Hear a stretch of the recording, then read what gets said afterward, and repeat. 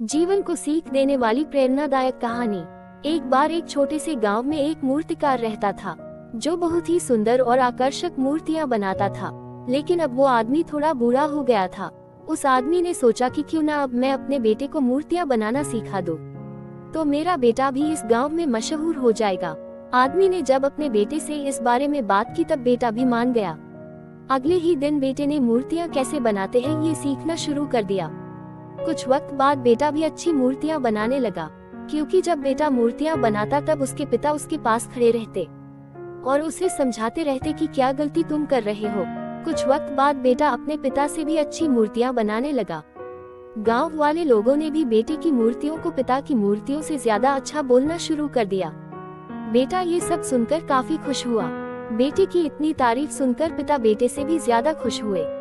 लेकिन अब बेटे की बनाई हुई मूर्तियों में पिता ने जब बेटे को उसकी गलती बताई, तब बेटे अपने पिता से कहा, मैं आपसे कहीं ज्यादा अच्छी मूर्तियां बनाना जानता हूँ और मेरी मूर्तियां की कीमत तो आपकी बनाई हुई मूर्तियों से ज्यादा है। अब आपको मुझे सलाह देने की कोई जरूरत नहीं। बेटे की ये बात सुनकर पिता चुप हो गए और वहां से चले गए। फिर कुछ दिन बाद बेटे ने अपने पिता से कहा कि मुझे लगता है कि मेरी बनाई हुई मूर्तियों की कीमत उतनी नहीं होनी चाहिए जितनी अभी है। मुझे लगता है कि मुझे दूसरी दुकान में अपनी मूर्तियां बेचनी चाहिए, इससे मेरा ज्यादा मुनाफा होगा। पिता ने कहा, ठीक है, तुम अपनी अलग दुकान खोल लो। बेटे ने अपनी अलग दुकान खोल दी और अपनी मूर्तियों का दाम अपने पिता की मूर्तियों से ज्यादा रखा। अब जो लोग पिता की मूर्तियां ज्यादा खरीदते थे, उन्होंने बेटे की मूर्तियां जिनका दाम भी ज्यादा था, उनको खरीदना शुरू कर दिया। बेटा बहुत खुश था कि मैं अपने पिता से ज्यादा अच्छा मूर्तिकार बन गया। कुछ वक्त तक तो सब कुछ ऐसे ही चलता रहा, लेकिन कुछ वक्त बाद लोगों ने बेटे की मूर्तियों को देखना भी बंद कर दिया। अब लोग पिता की दुकान पर ज्यादा जाते और वहीं से मूर्तियां खरीदते। बेटे ने अपनी मूर्तियों को और अच्छे से बनाने की कोशिश की ताकि लोगों को उसकी बनाई हुई मूर्तियां पसंद आए, लेकिन कोई फायदा नहीं हुआ। बेटा कोशिश करते करते थक गया। अपने पिता की दुकान पर इतने लोगों की भीड़ देखकर बेटे को काफी गुस्सा आया। बेटा अपने पिता के पास गया और बोला, आपने अपनी मूर्तियों में ऐसा क्या किया कि लोग आपकी ही दुकान से मूर्ति खरीद रहे हैं?